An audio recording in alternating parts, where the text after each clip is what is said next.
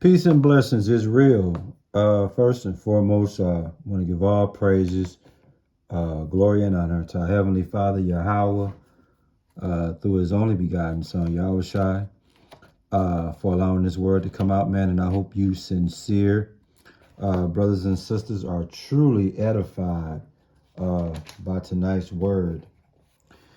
And we're going to name this word, riding with your coffin in a hearse is the biggest spiritual wake-up call you can receive. Let me say it again. Riding with your coffin in a hearse is the biggest spiritual wake-up call you can receive. What you see on the screen is a hearse, okay? And we all know what's symbolic to a hearse.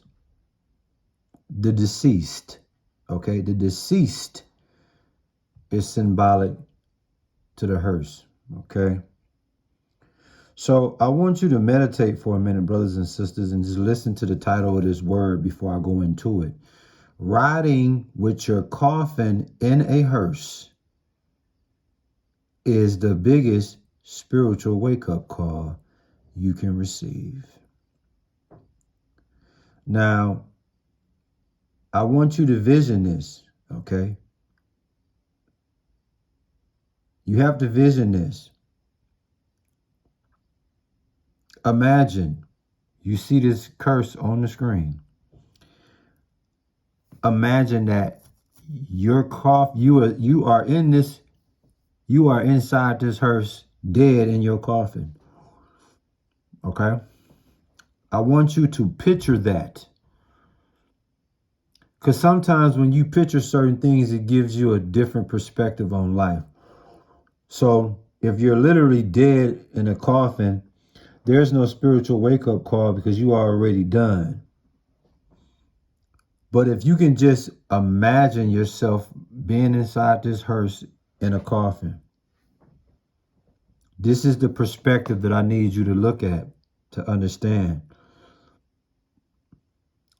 that riding with your coffin in the hearse is the biggest spiritual wake-up call you can receive. What's a hearse? A hearse is a vehicle for conveying the coffin at a funeral. So again, picture yourself dead in a coffin on your way to the cemetery. Some questions you might be asking yourself as you deceased. How did I get here?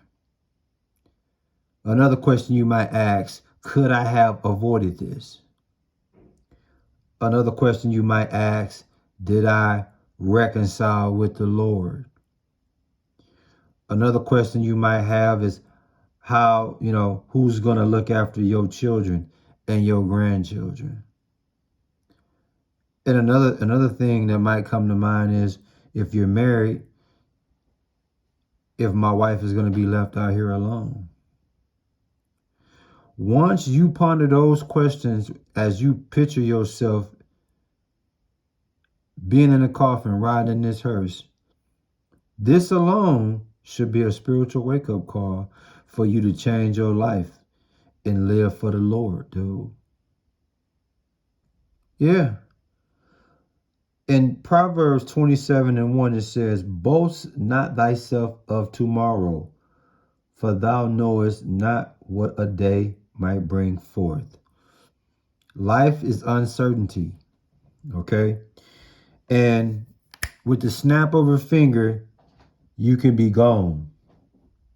That's how uncertainty life is. With the snap of a finger, you can go from being alive to dead. With the snap of a finger. So when I say riding with your coffin in a hearse is the biggest spiritual wake-up call, because if you see yourself, if you can imagine yourself being in that hearse in a coffin, you know something went wrong. Now that you're still alive, you can avoid those things going wrong. But see, people are so fixated on thinking we got all this time. We don't have all this time. The time is now. Tomorrow not promised. What does it say in Proverbs 27:1? For thou knowest not what a day might bring. So if you see this video and you just for a minute just picture yourself riding in the coffin in this hearse, this should be that at that point in time you should realize this is the biggest spiritual wake-up call you could receive, because now you see a side of you never visioned, and that's you being dead. A lot of us are spiritually dead, but I'm speaking spiritually dead and literally dead. Cold-blooded, man. What's the name of the word again, man? Riding with your coffin in a hearse, in parentheses, is the biggest spiritual wake-up call you can receive, man. And again, in Proverbs 27:1, it says, boast not thyself of tomorrow, for thou knowest not what a day may bring forth. You got a lot of people that make plans and talk about what they're going to do. When you look at yourself riding in the hearse, oh, you ain't boasting about tomorrow. Nah, you trying to figure out how the hell you got to this point. Yeah. And Matthew 6:34, it reads, take therefore no thought for tomorrow, for the tomorrow shall take thought for the thing of itself. Sufficient unto the day is the evil thereof, is the trouble thereof. You see that? So with the snap of a finger, man, things could change, bro. Life is so frail and extremely short. But I'm going to tell you something. Death is certain to all men. And if you're still alive, dude, hopefully now, man, you can get that spiritual wake-up call and realize you got to change some things, man, because snap of a finger, you can be out of there, man. You cannot depend on any future moment. Okay? You cannot see beyond the spot that we are in at this particular moment in time. And in this particular moment of time, you should be trying to reconcile with the Lord and live right. Right your wrongs, get your affairs in order, and live right for the Lord, man. Because if you can just picture yourself being in this hearse, riding in your coffin, that means something went wrong, dude.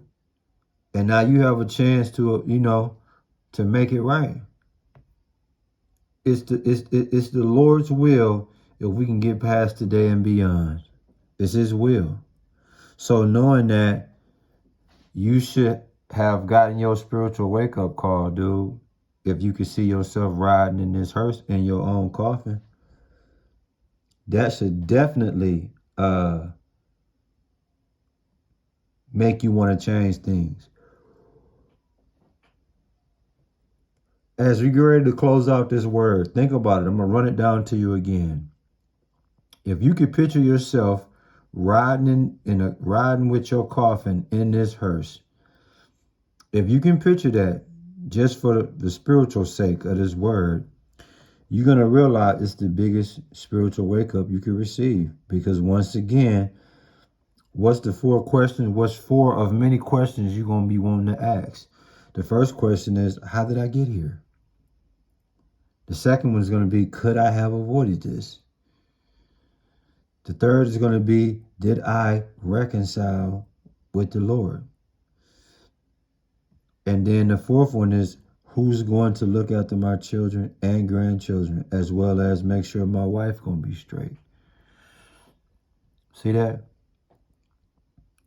Well, you ain't got to ask those questions and wonder who's going to do all of that, because as of right now, you are still here, which means you have an opportunity to change and start living according to the book versus living according to the world. You see? Cold-blooded, man. Like I said, picture yourself dead in a coffin on your way to the cemetery. And soon you realize it was just a thought. Soon you realize it was just a vision. That should make you want to reevaluate your position in life spiritually and figure out how you can better yourself, man. I'm telling you, it's been real, y'all. I hope you sincere brothers and sisters was truly edified by this word. And we give all praises, glory, and honor to our Heavenly Father, Yahweh, through his only begotten Son, Yahweh Shai, for allowing this word to come out, man. Shalom. Word.